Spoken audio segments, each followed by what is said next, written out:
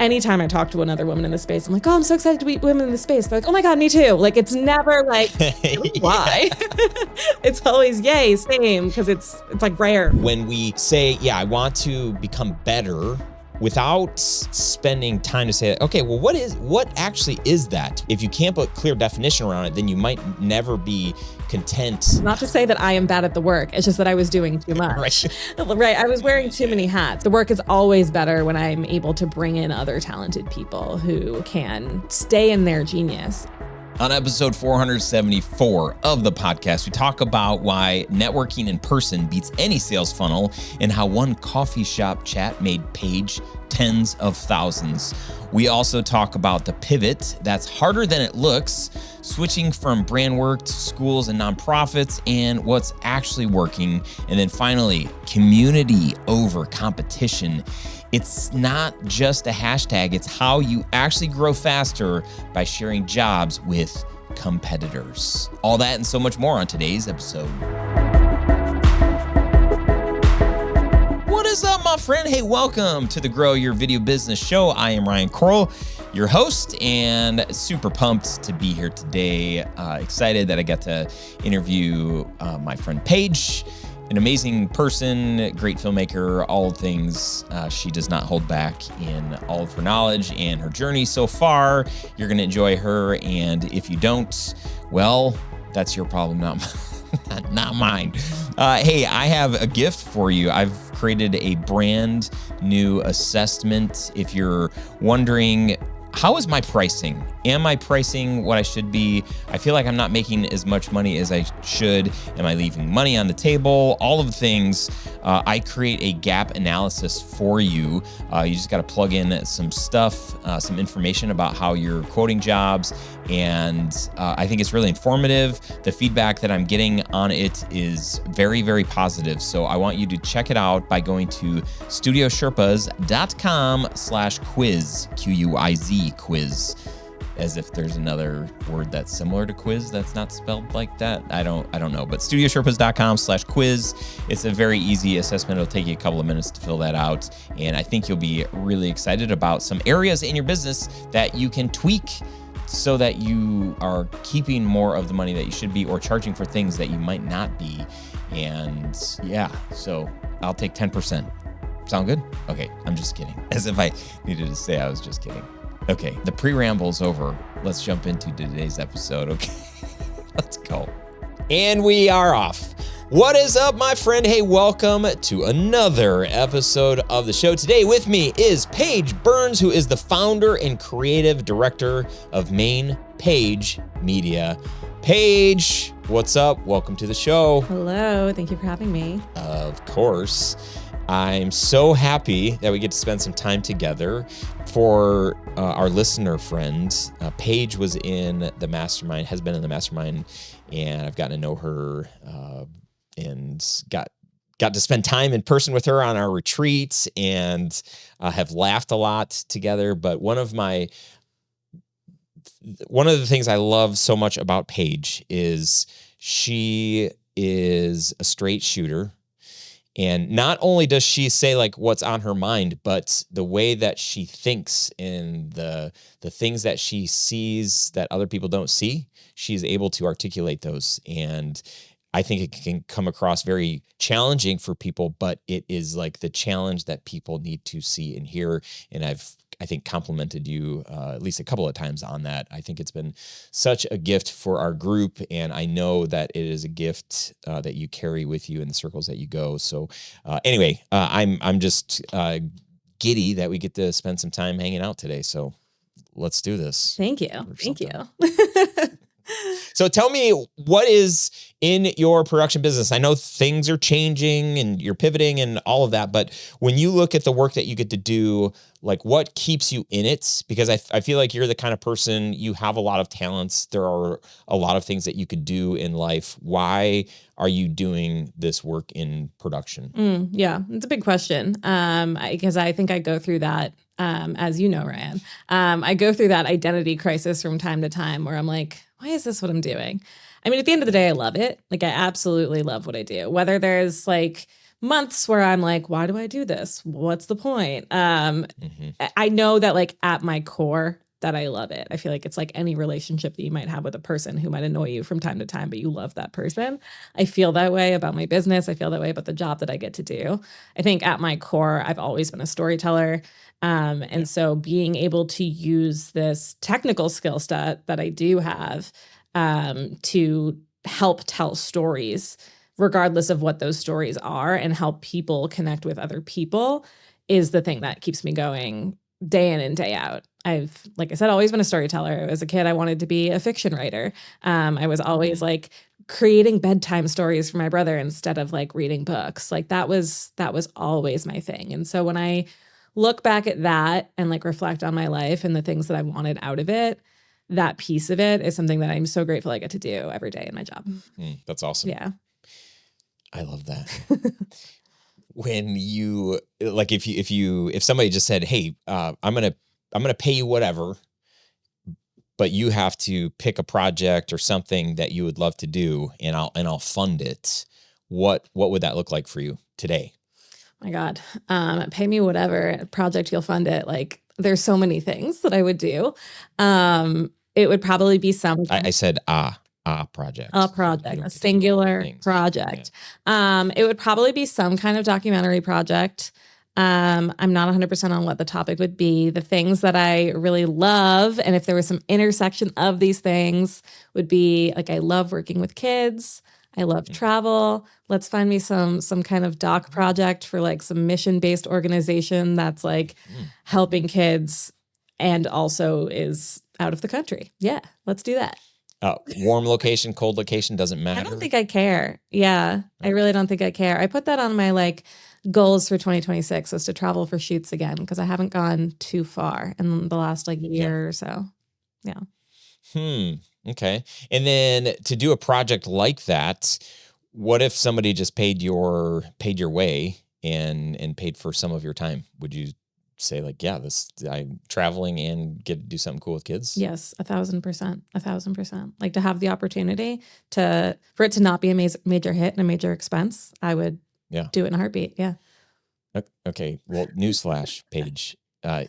There are so many stinking nonprofits out there that are doing amazing, beautiful work that if you just approach them and said, hey, I'm a storyteller, documentary, if I would love to do this project, I've got these months or these weeks available. Here's what I can do. If somebody can pay my way and give me some money for food and, whatever, I'll do it. People would sign up for that all day long. Yeah. You know that, right? I know that, logically, as you say it now. Yeah. It's not something that was on the forefront of my mind, but I also made this goal to travel again literally yesterday. So yeah, too much thought. Yeah, I did like a goal session thing, and that was one thing that came up for me. So this is good. This is good insight. Yeah, I really love the idea of I think a long time ago, probably when I first started this podcast, I was always like, don't do free work. Like, people need to pay you for what you're worth and your value and all of that stuff. But then there was this like, well, but I still haven't gotten booked for my dream project yet. And I would love to do my dream project. And then there's a belief too, that once I do one of those dream projects, then I can start using that to position myself and pitch myself. And I think that's true. So I've kind of gone back on that. Like, holy cow, if you can't find somebody to fund it, like just find the time and energy and, let this be like the way that you give back to the world. Like I'm going to pick this project or this organization and I'm just going to say, hey, can I come do this? I'll pay my own way and do this. And if you guys have any money you can throw my way, that's just like bonus on top. But certainly there are organizations out there that would at least pay costs, because for them, they're going to be like, we can't pay $10,000 for something, but we could pay flights and some food and stuff. That's going to be in to house you in another place in the world is not going to cost nearly as much probably as it does here in the US. And so I just think that there is that opportunity. Like for me, I mean, I could do that. It's a little tougher because I've got kids and I want to be at home a little bit more than I'm not at home or a lot bit more. How am I supposed to answer that? It makes sense. Podcast. Yeah. So to have the kind of and the way that your business is set up, I mean, when we were at the retreat, you're like, I'm just like, I'm really content with things are at. Those were your words. Mhm. And so I love that this is kind of coming at a time where, it's the end of the year. We're dreaming about next year. Actually, the time this podcast goes, it is the next. Happy New Year, everybody. But, it's the time to start thinking about, what do I really want? What does 2026 look like? And for you, certainly, oh my goodness, your personality, all of the things, you've got what it takes to pick an agency that you care about and approach them and just say, hey, I would love to do this. And here's my timeline. What do you think? Can we make something happen? Oh my gosh, all day long, people are going to say yes. And then if you can find somebody that wants to actually, you might find somebody to say, like, we do have a budget for this. We just haven't found the right partner. Do it. Get out of here. Let's end this episode. I want you to go. Yeah, there's some lock this great in. free coaching, Ryan. Thank you. I'll take this So with me. as you are looking at next year, this year in 2026, Right. what do you have, like a big goal or a big hope in mind outside of like traveling more and doing more passion projects, we'll say? Yeah. I don't know that I have like a crazy lofty goal. I think my goal is kind of a continuation of this year's goal. I was asked recently, like, how do I want to improve my business and like the experience of working with me? And I was like, I just want to improve the work. Like, I want the work to keep getting better. And I want the work to keep making an impact. And I don't want to feel like I'm going through the motions ever. But I kind of started a goal this year with, I've always, my business, I've always said, like, we serve 3 verticals. It's small businesses, nonprofits, and schools. And I kind of flipped that this year where I was like, nonprofits first, schools second, and then it's like growing brands and businesses as they come, whatever like that may be. Love those clients, happy to serve them, but like really doing a push towards those more mission-oriented kind of productions. And so I kind of went all in on that at the beginning of the year this year with like my marketing and my outreach, but it's kind of been like I'm replanting seeds in different circles, right? And so I've seen some success from it, and I'm hoping to continue like riding that momentum and really see that flourish in 2026. So I think that is kind of my big goal, is just to, I've laid the groundwork. Now I need to reap the benefits, if you will. It's interesting to say that you want your work to get better. I think we probably all are. And we want to improve. And how do you measure? Like, how will you measure? Like, when will you be able to say, like, oh, my work did get better? I aimed for that. What are you doing to get better? And then how will you know when you have gotten there? Yeah, I think in recent years, the work has gotten better when I have done less. And that's not to say that I am bad at the work. It's just that I was doing too much. Right. I was wearing too many hats. Like, the work is always better when I'm not the sole shooter on a shoot, when it's not just like me and a PA doing a little video for like a small business owner. The work is always better when I'm able to bring in other talented people who can stay in their genius. And even when I've been able to like hop into other people's shoots and I'm just shooting, like, my shooting is always better when I'm able to just focus on that. My directing is always better when I'm able to just focus on that. And so it is kind of this balance where it's like, as the budgets grow and as I'm able to charge more and as I'm pushing myself to do that and get those clients that are willing to invest more, the work by nature gets better because everyone's really kind of focused on their role, as opposed to me trying to run a camera and run an interview and make sure that the lights still look good, and also like tell my PA to go close the door, and like just wearing so many different hats, which I think I did for too many years. So I've slowly increased my typical crew size from 2 to 3. So we're getting there.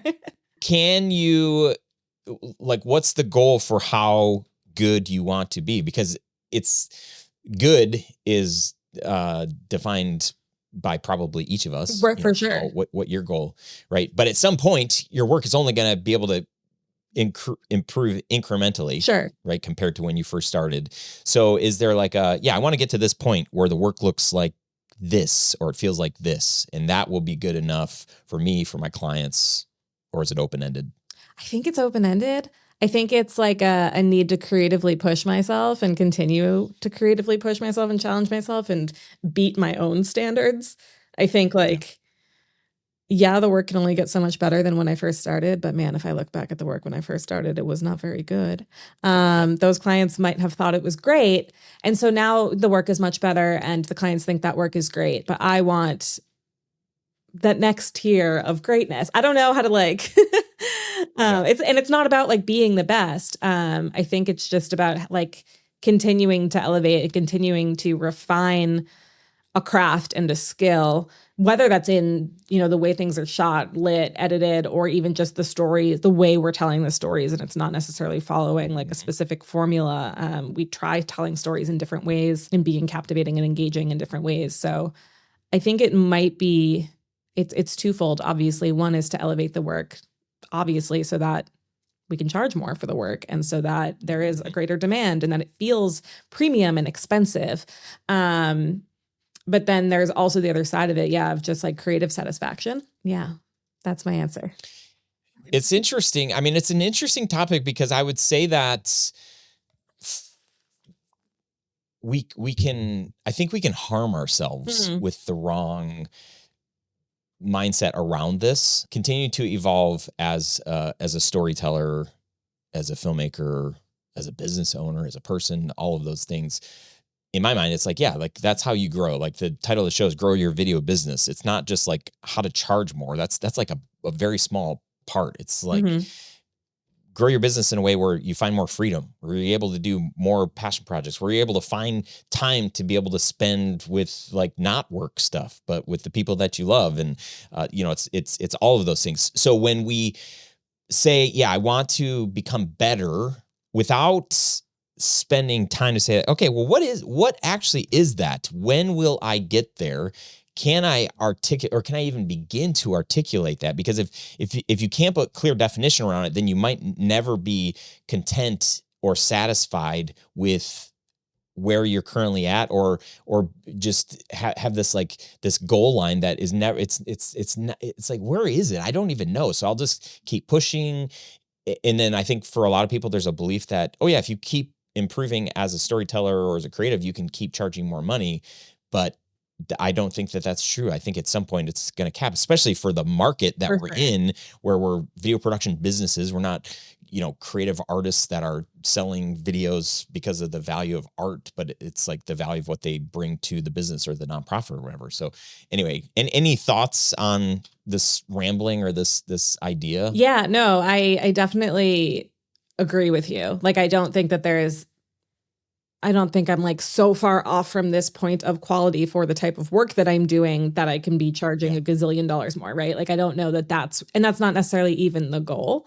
It's just that I like personally want the work to be better. I think the thing that I'm struggling with in answering you is that my personal goal would be to not look at any of our work anymore and be like, that one was fine. Like that, because there's, I think we all have this, where there's end products where you're like, I loved the way that all came together. It looked great. So proud of it. Like once you're done, of course, throughout the whole creative process, I will hate it a million times. But like at the end to be like, this is really great, versus at the end to sometimes be like, the client's really happy.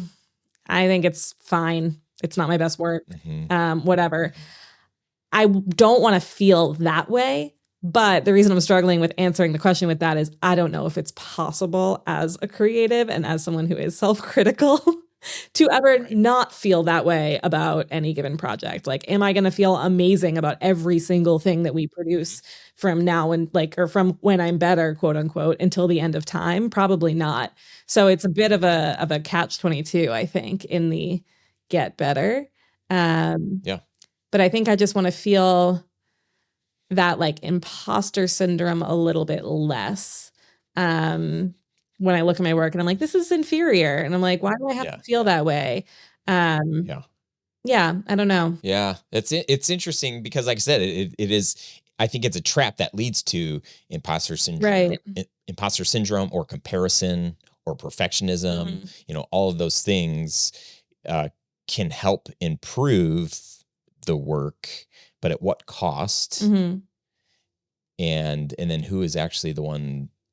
Who's the one that cares the most? Is it the client or is it you? Oh, it's me. And who should care the most, right? It's me. And I think that's just interesting. That's kind of why I was like settling in this, like it's a more of a creative fulfillment thing. Yeah.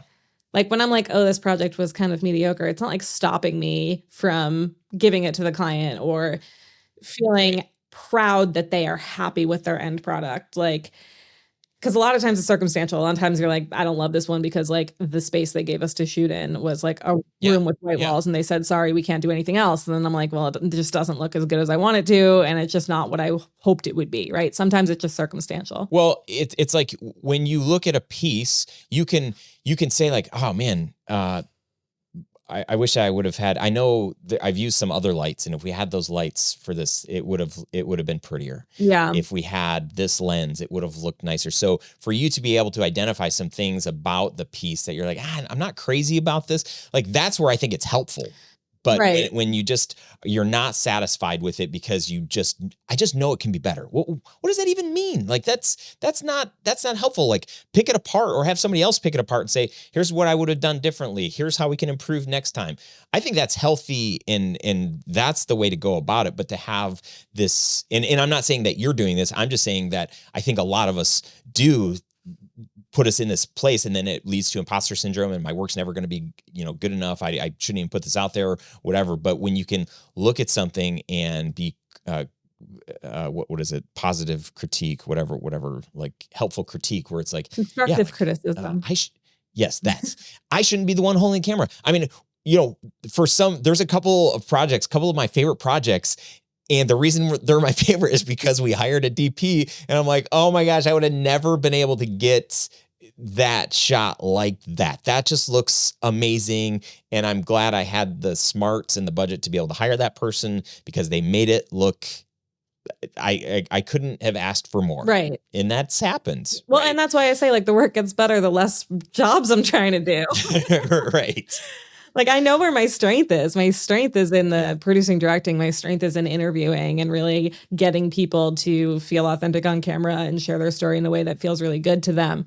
I know I'm not the best shooter in the world. I'm a good shooter. Like, I don't want to say that I'm bad, but I know that there are people who are better than me. And so I think being able to like lean on those people and feel okay with like letting that go is where I've seen improvement a lot of the time. And I learn from those people so that when I am shooting, my shooting gets better because I'm surrounded by other people who are doing it. Yeah. So I think my encouragement for the listener is don't set unrealistic expectations, but be able to like have the goal of like, I want to improve, but like improve what? Right. Your storytelling, your editing, your filming, your lens choice, your lighting, your sound, you like, what are and if somebody's like, all of the things, it's like, okay, you can't do them all at once. So pick one area and like, let that be your focus. And then have like a destination, like where are you trying to get?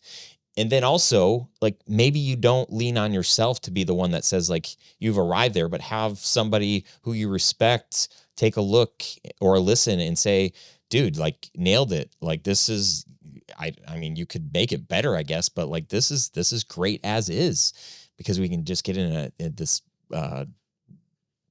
trap, right, and endless cycle of feeling bad about, I'm just not where I want to be. And many artists get there, and it's hard to run a business, right? It's easier to be an artist, I think, maybe with that mindset, because it's just like stay at it. But when you got to make money, it's like, it's good enough is good enough, right? I got to get to the next one. For sure. And I definitely have seen in like my years of having this business, even just in having this conversation, I'm thinking back to like the ways that I used to get hung up on things versus now where I'm like, this is good enough. The client is happy and like, it is going to do what it needs to do. And for everyone's sake, we must move on. Yeah. I remember thinking about like in the past, I think one of the very so embarrassing thinking about the first videos that we produced. I bought my first Sennheiser wireless mic kit and was so excited. This is like year one. And I had this couple that they were teaching this course and they're sitting right next to them, but I had only could afford one microphone. So been there. I had the I can't remember if it was the guy wearing it, whatever. We'll just say the guy was wearing it, and I had to keep having the lady, can you scoot a little bit closer to him and maybe turn your chair just a little bit more so you're speaking a little bit like kind of into the mic.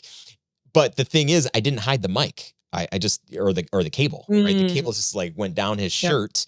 And then I had somebody else, a filmmaker who I respected, say like, dude, why didn't you hide the mic? And I'm like, oh, I didn't even think of that as a thing, but that makes sense. And then anytime I would ever see anybody else that didn't hide a mic cable, I'd be like, what the heck is wrong with you? Like, don't you know? Like, that's ugly.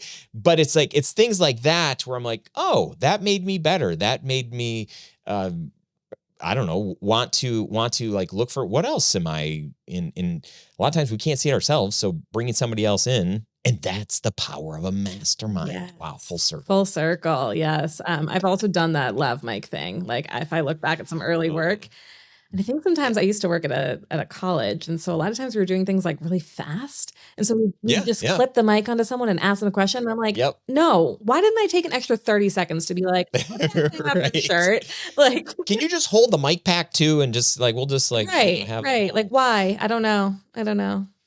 But I was wearing so many hats. You know what I mean? That's the thing too. Like I was the whole entire video department for the entire school. Like it was just me and like one camera. And so like, I don't know, when you're wearing that many hats, you're not always thinking about all that stuff either. You're just like, get it done. You can't remember all. No, you really can't. Yeah.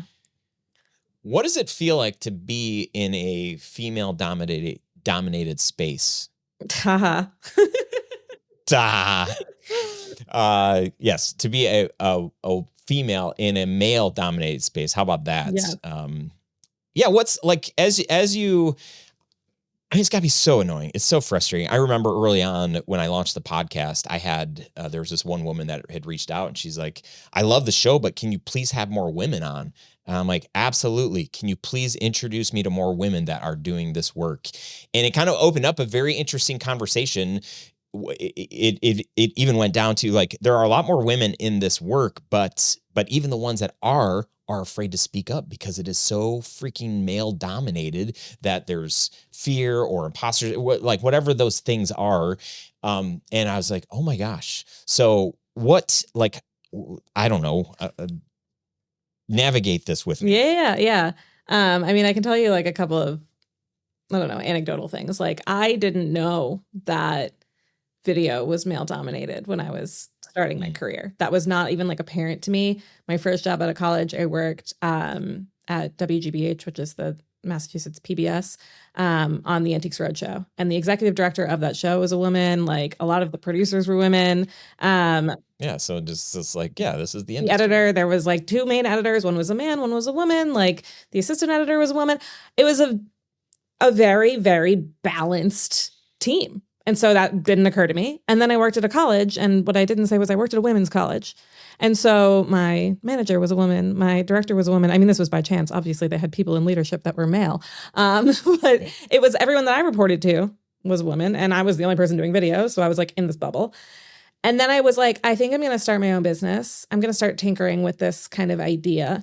And I went to this after hours kind of like see what's new in Adobe products kind of thing. That one of the, one of those companies that does the like training and the Adobe certification things or whatever. They had a thing where they were going to like do a demo and there was a bit of a mixer. And that was like my first ever video related networking event ever.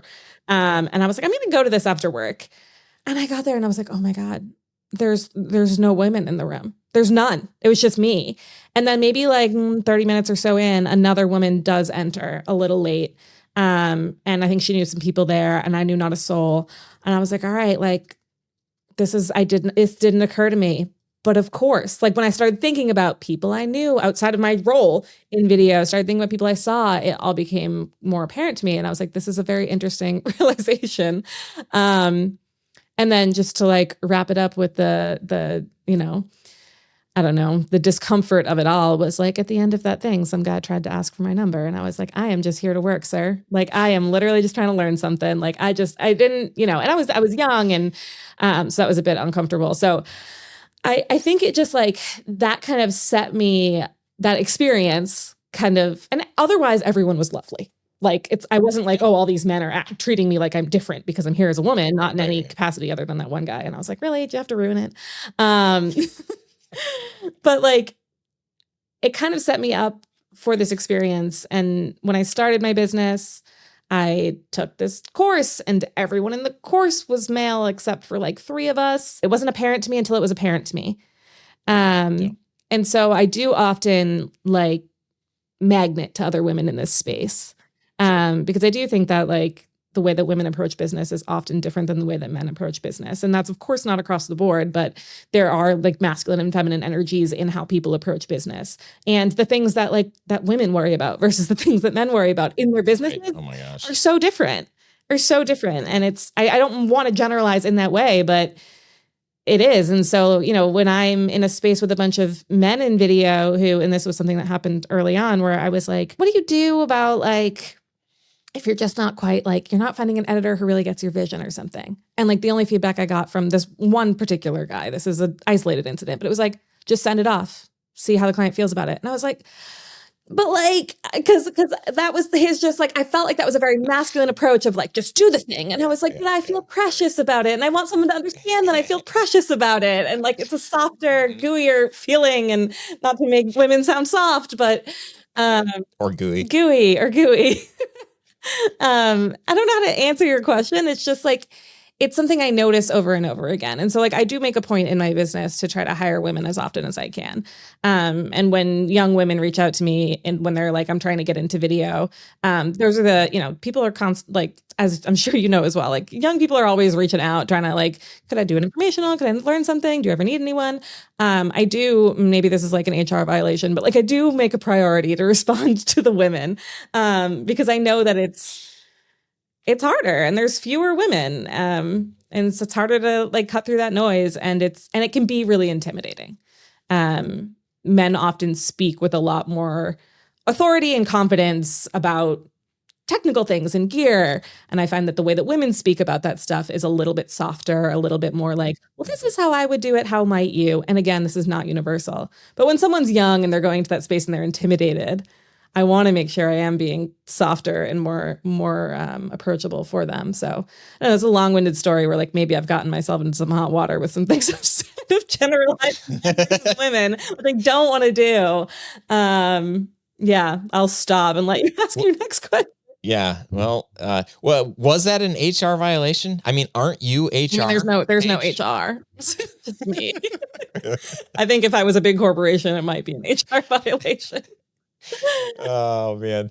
Yeah, I mean, you're talking about business as one part of this, and the difference between, in the majority sense, but it's not everybody, but even filming, interviewing, editing, storytelling, right? It's just there's just a different, for the guys that I know that are wedding filmmakers, that, me being one of them, it was so easy for me to get in touch with that side of me, that the part of my personality. It's man, I can get gooey, gooey, romantic. I'm going to cry at dumb commercials. And I'm definitely more in touch with my sensitive side, but not all guys are like that. And, same with women, not all, whatever, but having that balance. Yeah. But also, from a female perspective, being able to bring that to your filmmaking, not just the business side of things. It is such a unique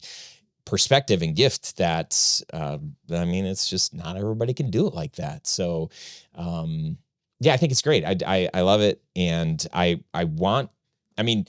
got 2 daughters, and I want them to, if they want to pursue filmmaking, I want it to be natural. I don't want it to feel awkward, and I don't want it to feel oh my gosh, it's why are there so many guys in this industry, and whatever. And what I don't know if there's advice or for all the guys I don't know, what do we do? Is there anything we can do about it other than I think I struggle, just say we want more women in the industry. Let's go. Right. Easier said than done. I think I struggle with because there are plenty of women in the industry. They just might not be as, like you said, they're not as out there. They might not be as loud. Yeah. I think I struggle with the generalizations that I'm making because I've met so many great men who do have, like you were saying, you can get gooey with the wedding stuff. And a lot of the guys in our mastermind, I've seen most of them cry. And so I don't want to make these big generalizations because the men who I am close with that are in video and that I've met and I've worked with do have a lot of those same kind of mindset things that I do have. But I think as humans in general, we gravitate towards people who are like us, like we are, tribal in nature. And so when I'm looking for someone, naturally I would be looking for, is there another woman who has done this, who is, like me? And maybe that's also like a woman who is from the same region as me. Maybe that is a woman who is the same race as me. Maybe that is a woman who has a similar background or family structure as me. Like we always do that. Is gravitate towards people. A lot of times people gravitate towards people who look like themselves. Like that is just what people do. And so while there's nuance in it, in the ways that women are approaching video production, the ways that men are approaching video production, they may all be the same. I think the feeling of like loss that I might have sometimes, and that other women in this space might have sometimes, is just looking for that person who looks and is like looks on paper like them. Right. And so I think it's just a matter of inviting those women in. And being, if you were to say, what can men do? I think it is kind of targeting that. And like, it's a hard question to answer, but I think just letting women know that they're welcome in, because it is hard to enter a boys club. When you're like, wow, it just feels like, and it becomes this never ending battle where you're like, well, there's all these guys and we want to have more women in it, but women don't want to come because there's all these guys. Right. So like, how can you, I don't know, like invite more women into, and I'm not saying like you in particular, but just in general, is there something where you're doing some kind of like meetup for people in film, and like you make it intentional? Like a friend of mine, one of the DPs I work with, he did a meetup of like all of his creative friends at his house, pizza, drinks, whatever. He was like, I just want to like get people together because there's a lot of cool people that haven't met each other. And he made a very specific point to introduce me to a producer friend of his who was a woman. He was like, you guys are going to hit it off. And I just want to make sure you meet each other here today. Like, I think moments like that is just valuable. Like knowing that he sees that there's something she and I might connect on that he and I aren't going to connect on. And that's okay. But like helping facilitate that, helping bring people together. And I think my advice for other women in this space is really just like, seek it out. I don't know that I've ever like talked to another woman in the space who's been like, no, I don't want to connect with you or help you. Like we all see the writing on the wall. Like, it's a male dominated industry. So like we're a small group here. And anytime I talk to another woman in the space, I'm like, oh, I'm so excited to meet women in the space. They're like, oh my God, me too. Like it's never like, why? It's always yay, same, because it's like rare. Yeah, that's great. I mean, I think that moment in the podcast, which I think was year one, I think that was really helpful for me. When I was running our local video association, we had, I think there were 3 women. I know for 2 for sure, and I'm just thinking maybe I'm forgetting. So there were 2 for sure, and I just remember I was like, I don't know. I didn't think anything of it. And then I start the podcast and then I'm like, oh shoot. Yeah. Okay. Yeah, you're right. It is mostly guys. Okay. So what do we do here? So I'm glad that I was at least made aware of that. Mm-hmm. And then I've tried to, make introductions for the women that I know in filmmaking. And then as you're listening to this episode, if you know any female filmmakers that should be on the show or that I should know so I can connect them to others, like, please let me know. Because then they get all giddy. They're like, oh yes, it's great to know other women in the industry. Yeah. That's fun. Well, I'm just curious to know the way that you've built your business, where things are at, where you're headed next year, the dreams, the desires. Is there something that, like a piece of advice in what you've done, what has gone well for you that you can impart to others and just say like, man, I did this, and maybe it surprised you. Maybe it was something that was like, oh gosh, I didn't think that this would even work, but I tried it anyway, and this was really helpful as I built my business. Is there something that some kind of advice that you can share with us? I think in starting and kind of getting to where I am today, I think that I didn't know what I didn't know, and I think that was really huge. And I definitely was fortunate to like be in a community of other filmmakers when I very first got started, and sought that out again with you. And that's why I was in the mastermind. Like, I think having people around you who are doing it, have done it, and can kind of demystify some things that like a Google search isn't going to get you. Right. Helps you move. Like, yeah, you can move 3 miles an hour if you want, but like, why not go, maybe not 0 to 60, but maybe we can go 0 to 30 from that advice, right? Like, and do it in a tactful way where you can avoid some mistakes, and you always will keep making mistakes. So I think having other video people in my world has been massive, which I think sometimes people can maybe get territorial or competitive, and what is it? Collaboration over competition or something like that. Community over competition, whatever that phrase is. Someone said that to me really early on in my business. And I was like, I need to live by that, because it is so much healthier than feeling that oh no, I don't want them to get that job that I want to get, or, oh no, people are going to think they're better than me. Right. And so kind of working with the people who you see as your competitors, I've hired people that I can see as my competitors. I have given away jobs to people I see as my competitors because I'm like, I don't really want it, or I'm not available here. You take it. And that always comes back, right? What you give is what you get. So that's huge. And then I think the other big thing that, in the same vein, it was just networking in general. I think that people take that for granted. And a lot of times, if you're getting momentum and you're getting word of mouth from one client to the next client to the next client, you're not actually just building a network of just good humans around you. And that energy, I think, really matters. And I have gotten some projects from the weirdest ways, because I've met someone in some event or some networking thing or whatever, and I recommended a coffee shop to them, and this is a made up story, but it's always some kind of random thing when I trace it all the way back. I mean, a lot of my education clients come from a woman I met at a conference when I was working in education. And she was the video person at another small local college. And I was on this email thread of people that worked in higher ed. It was a local email thread of people that worked in higher ed, where people would just share their grievances. And someone was like, hey, is anyone else at this conference today? And I was like, oh, I am, and I do video, blah, blah, blah. They were like, oh, our new video person is here. You should come meet her. And so I found her across the room, met her, still know her today. She has worked at multiple universities. Anytime they need a vendor, she refers me. So my company has worked at other universities. I have hired her for some things if they're on the weekends and in off times. That one conversation where I was just I want to talk to someone else who has this small university video job has made me tens of thousands of dollars. So I think there's just you really never know. And I think cultivating relationships in the video space and outside of it are really huge. And that's where I'm going to end my tangent, because I don't even know where I began. I love it. No, that's really good. I was just on a coaching call earlier today, and the question came up about this guy was talking about how he had just hired somebody to help him build his sales funnel. And he's like, I'm spending a lot of money to do this. And, what are your thoughts? And I'm like, well, that is a way. And I think that the deeper we get into technology and the internet and AI making things easier, the more we might lean on the technology working for us to do our networking and our outreach and our connecting to find us new work.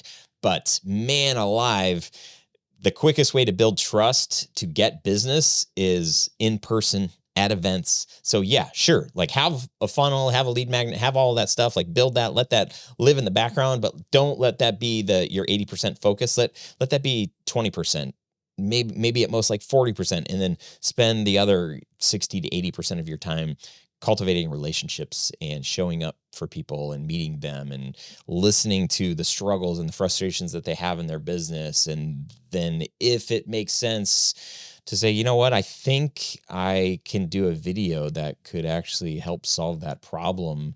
We should talk about that at some point. Then it makes sense.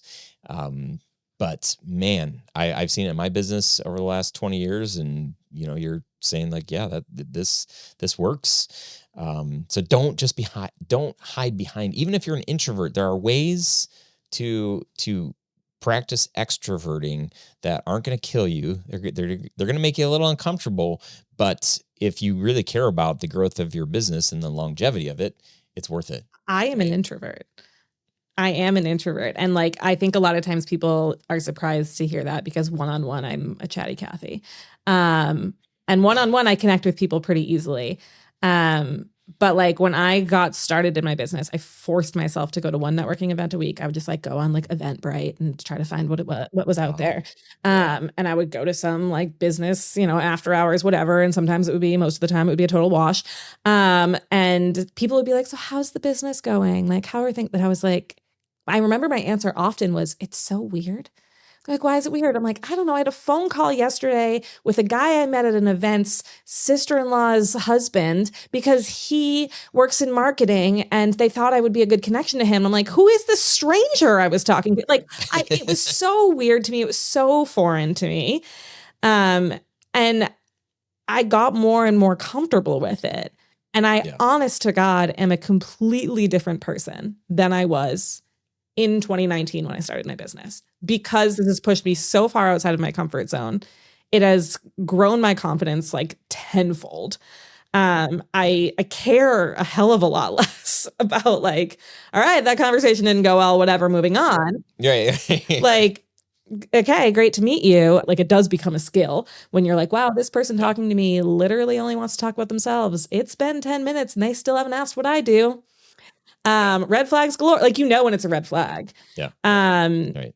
But it has fundamentally changed me as a person. No, I'm not an introvert anymore. I'm still an introvert. Like, I spend enough time with people and I immediately need to like go in a cave, and just like be alone and be in silence. But it's doable. It's just out of your comfort zone. Yeah. Good stuff. Paige the sage. There we go. There's some sage advice. Where can people check out your work? Oh, Paige's newsletter on LinkedIn. So good. So let us know. Share with us. Where can people find you? So, my business is Main Paige Media. Main spelled like MAIN. I am not from the state of Maine. Paige, PAIGE. Media spelled like media. And you can find me on LinkedIn. And that is probably where I'm the most active. So just my personal page, Paige Burns. Paige again with an I. Everyone always asks me, they're like, is it Paige with an I? I've never met a Paige without an I. So just always assume there's an I. We're on Instagram at Main Paige Media. I don't know. I'm in those places. I would say Instagram, LinkedIn, and the website exists if you feel like looking at what I'm doing. This is great, Paige. Again, so good to get this time with you. Thanks for sharing all the stuff. And I'm excited for next year, all the stuff you got cooking, and just excited to see you grow and your work improve and all that stuff. Thank you. Appreciate you. Thank you, Ryan. Hey, thanks so much for tuning into this episode of the Grow Your Video Business podcast. If you got something out of today's conversation, do me a favor, share it with a friend or post it on your socials. Tag me at Ryan Coral or at Grow Your Video Business. I'd love to know what resonated with you. If you've got a question or takeaway, drop a comment wherever you're listening or watching this. You can also shoot me a message. I read every single one. And hey, if you haven't already, make sure to subscribe so you don't miss the next episode. We've got more stories, strategies, and behind the scenes insights coming your way to help you build a business that you love. Keep creating, keep sharing your story, and keep showing up. I'm cheering you on. Thanks for watching. Thanks for listening. See you next time.